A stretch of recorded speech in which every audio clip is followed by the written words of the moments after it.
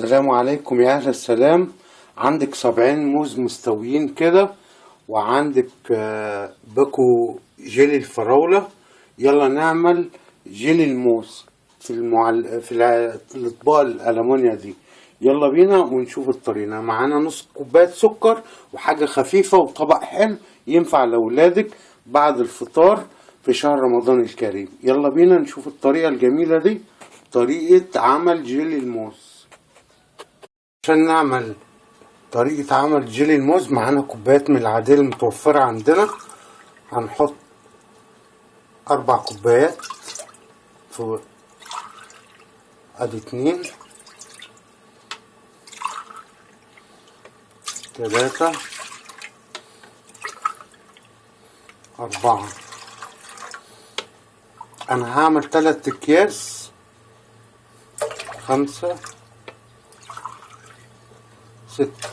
ست كوبايات ميه من الكوبايات العاديه بتاعت الشاي. تمام، ابقوا معانا.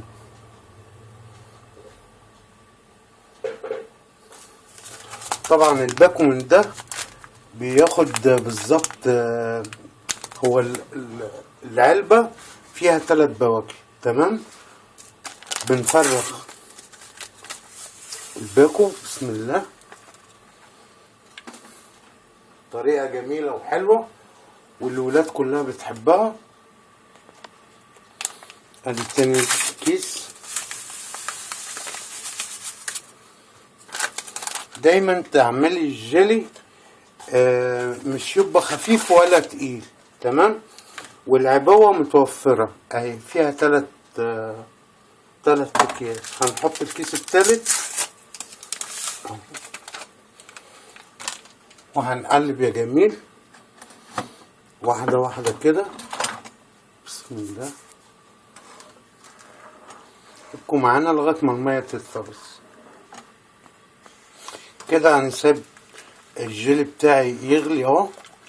لو انا ممكن ادوق، لو هو عايز سكر بديله سكر، يعني النص كوباية دي اجتهادي. يعني لو انت عايزاه مسكر حطي سكر، بس مش تنسي ان كل الموضوع انني بغليها شوية. ودايما تخلي الجيلي بتاعكي مش تكتري له مية علشان ينجح معاكي. كده انا غليت الجيلي وكده بدأ يغلي وكله تمام كده. هسيبه يبرد بس شوية واصبه في الطباق. ابقوا معانا. وانا على الوضع ده يا بنات الجيلي بتاعنا برد. ببدأ اصب كده بسم الله بسم الله بسم الله. حاجة خفيفة والولاد هتفرح بيها. ابقوا معانا يا جماعة.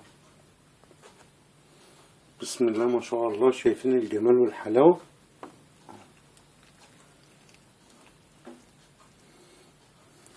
كان عندي كوبايات من بتاعة الزبادي بتاعة شهر رمضان الكريم. كل سنة وانتم طيبين. انت بتعملي طبق حلو لأولادك. بخليهم بعد الزبادي بغسلهم ونضفهم واخليهم في الحاجات اللي زي دي. شايفين ادي 3 بواكي عملوا معانا كمية حلوة. شايفين بسم الله ما شاء الله. يا رب تكون الحلقة عجبتكم. وابدأ اصب اخر طبق اهو بسم الله ما شاء الله. دايما تخلي الجيلي تقيل شوية، واهم حاجة الجيلي يغلف صوابع الموز من فوق عشان مش يسمر منك. ادام اتغلف صوابع الموز من فوق عمره ما يسمر منك. اعملي عادة كده، اي حتة بيضة قدامك اديها تاني. اهم حاجة بسم الله ما شاء الله. وصفة سهلة تفرحي بيها اولادك في شهر رمضان الكريم. يا رب تكون. انا طبعا هاخدهم وادخلهم في التلاجة. كل سنة وانتم طيبين. يا رب الوصفة تكون عجبتكم. ازاي تعملي جيلي الموز بالفراولة لاولادك وجوزك؟ بسم الله ما شاء الله. اسرع طريقة لعمل جيلي الموز في البيت في شهر رمضان. تمام كده يا قشطة. يلا في رعاية الله وأمن. بسم الله ما شاء الله.